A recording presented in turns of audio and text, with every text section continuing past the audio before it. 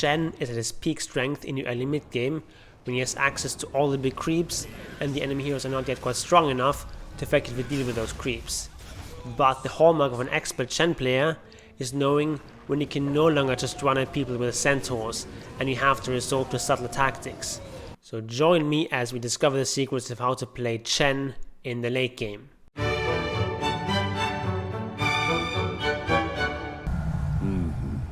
My holiness deepens. Welcome to the Judge of Obelis. For the purposes of playing Chen, the late game starts when the enemy team can kill all of your creeps in a team fight without having to invest any significant resources. There are of course ways of easily killing creeps in the early game, such as CM's Frostbite, Doom's Devour or Mirana's Arrow, but all of these just kill one creep at a time and usually means investing resources into killing those creeps rather than spending them on killing heroes, or in the case of Devour, just has a very long cooldown. So these are not what we're worried about. What we're worried about is having these kinds of AoE spells that can just kill your creeps without even having to focus on them. When the transition to late game occurs is quite different from game to game. It can happen as early as 15 minutes, can happen as late as 30 minutes, maybe even later. It all depends on the enemy lineup, their items, the state of the game, and so on. And once you hit the late game, both creep selection and combat tactics change considerably. So let's talk about creep selection first. I've made a whole video about that, which goes into everything in great detail, but here is the 1-minute summary of late game creep selection.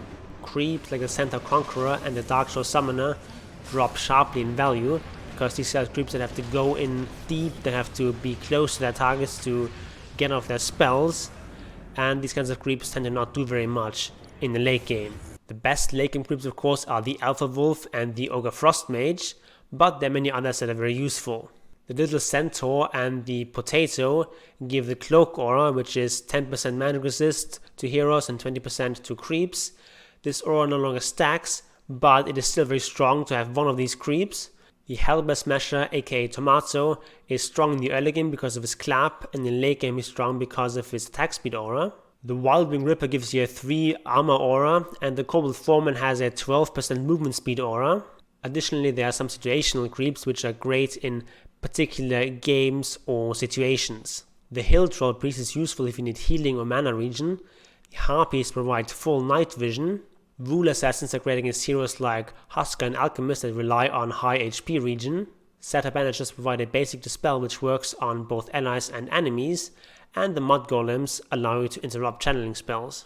In terms of tactics, the number one rule for the late game is don't run your creeps into team fights. They're just going to die horribly, and all you accomplish is feeding golden XP to the enemy. Instead, you want to stick to the outskirts of the fight with both your hero and your creeps, keeping them relatively safe and still providing your auras to your teammates. And you only commit your creeps when the enemy team have used most of their AoE spells, and if you can send your creeps in later like that, they can often be very potent even later on in the game. And this is a very simple rule, but even pro players often ignore that. There's really something that separates, even among the pros, the really expert Chen players like Notan and Puppey from others who just dabble in Chen.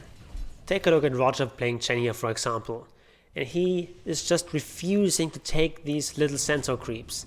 He just is not interested in cloak creeps at all. I believe in this game he takes exactly one cloak creep, like right at the start of the Potato, because he wasn't level 5 yet, but other than that he just completely ignores cloak creeps, even though he's playing as a lineup that has quite a bit of magic damage. And for some reason, some people just seem to believe that because the Cloak aura no longer stacks, it's no longer good. But that's a completely wrong way of looking at it. It's not that the Cloak aura was good because it's stacked, rather, you want to stack it because it's good.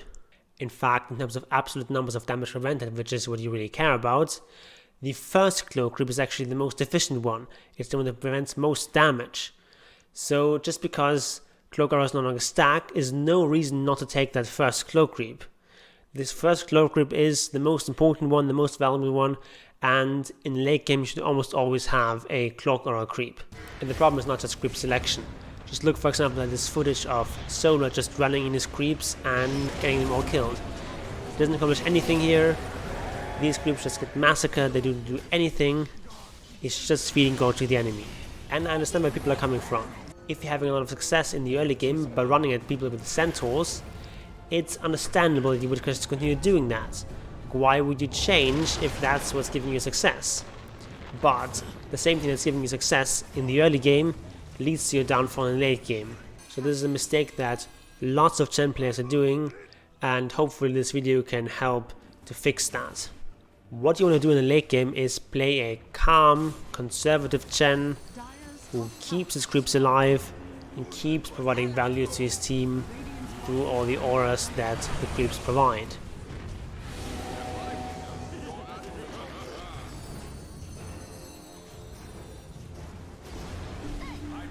Of course, there's so many moments where you do want to send in your creeps. In this clip, for example, Puppey's team has just won a team fight, and now they're pushing high ground, with 3 heroes dead, and most importantly, KuroKy is dead, who is the primary source of AoE damage on the enemy team.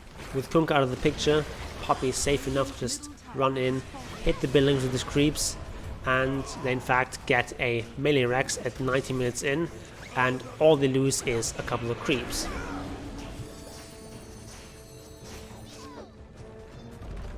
It can be a bit tough to know when to commit your creeps on RodjER. So if the enemy is not aware that you're rushing or they're not nearby, you can just commit all your creeps and actually do a lot of DPS with your creeps. That just helps your team do RodjER a lot quicker.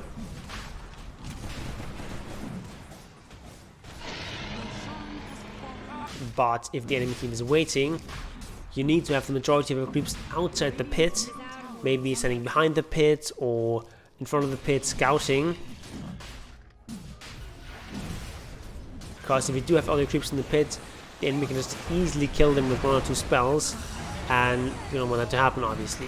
And even later on in the game, as long as you're just fighting 1 or 2 heroes, like if you're ganking for example, your creeps can be very useful and you can just send them in often, at least against enemies that don't do a lot of AoE damage by themselves.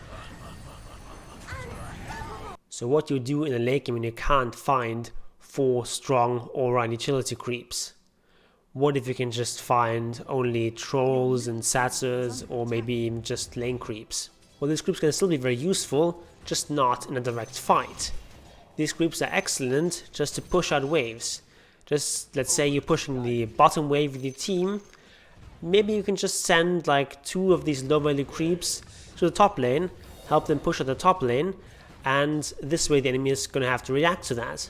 Aside from that, of course, creeps are also useful for scouting, as well as targets for boots of travel, so you can often maneuver them into strategic positions so that other heroes in your team who have boots of travel can teleport to them. But the most important thing for playing Chen in late game is just be patient. Late game Chen is a very different beast from early game Chen. In the early game, oftentimes you're able to dictate the pace of the game, you can make plays, you can push aggressively, but that's just no longer the case in the late game. In the late game, the creeps are quite weak, and you have to play accordingly. But Chen in general is not a weak late game hero. You just have to play him right. If you're playing him as a position 3, he kind of scales poorly. He's not as strong as some of these other offlane heroes in the late game. But if you're playing him as position 5, he actually scales quite fine into the late game by position 5 standards.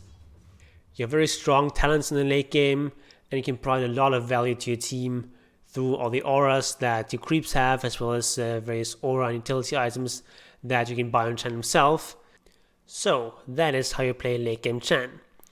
Coming up on this channel, I'm going to cover a game of Puppey, returning to position 4 Chen, which is always a lot of fun. If you don't want to miss that, please join the fold by subscribing and ringing the bell. And in the meantime, watch this video on playing Chen in the early game. And obviously, I'll see you there.